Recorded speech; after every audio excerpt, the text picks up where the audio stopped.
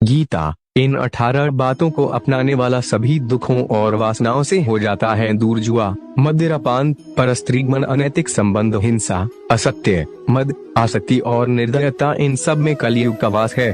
भगवान श्री कृष्ण भगवद गीता में भगवान श्री कृष्ण ने न केवल ज्ञान की बातें बताई हैं बल्कि जीवन जीने की कलाओं के बारे में भी बताया है।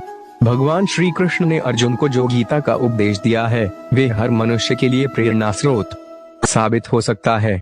गीता में भगवान श्री कृष्ण अर्जुन को उपदेश देते हैं कि जो भी मनुष्य भगवद गीता की 18 बातों को अपनाकर अपने जीवन में उतारता है वे सभी दुखों से, वासनाओं से, क्रोध से, ईर्ष्या से, लोभ से, मोह से, लालच आदि के बंधनों से मुक्त हो जाता है। आगे जानते हैं भगवद गीता की 18 ज्ञान की बातें। 1. आनंद मनुष्य के भीतर ही निवास करता है, परंतु मनुष्य उसे स्त्री में, घर में और बाहरी सुखों में खोज रहा है। 2. श्री कृष्ण कहते हैं कि भगवान उपासना केवल शरीर से ही नहीं बल्कि मन से करनी चाहिए। भगवान का वंदन उन्हें प्रेम बंधन में बांधता है। 3.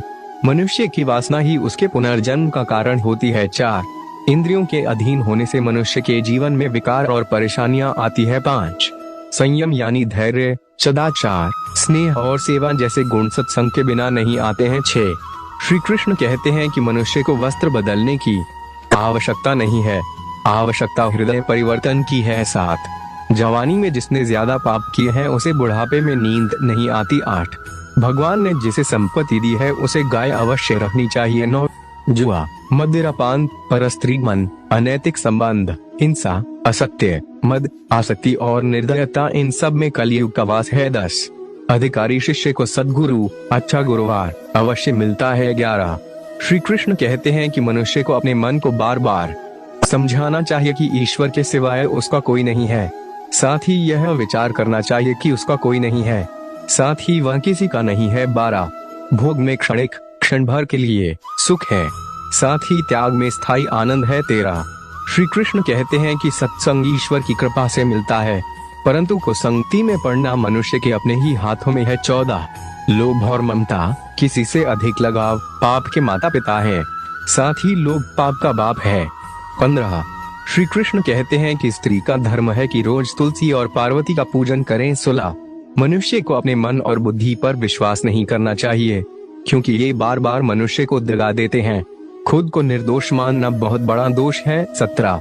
यदि पति पत्नी को पवित्र जीवन बिताएं तो भगवान पुत्र के रूप में उनके घर आने की इच्छा रखते हैं। 18. भगवान इन सभी कसौटियों पर कसकर, जांच परख कर ही मनुष्य को अपनाते हैं। तो दोस्तों, यह थी हमारी आज की कहानी। आपका क्या कहना है इस कहानी के बारे में कमेंट करके हमें जरूर बताएं। वीडियो को लाइक करें, चैनल को सब्सक्राइब कर लीजिए, साथ में घंटी को दबाकर ऑल पे सेट कर लीजिए ताकि आने वाली वीडियो आपको तुरंत मिले। मुझे दीजिए अगली वीडियो तक इजाजत, तब तक के लिए धन्यवाद। फिर मिलेंगे अगले वीडियो में नई कहानी के साथ। जय हिंद, वंदे मातरम।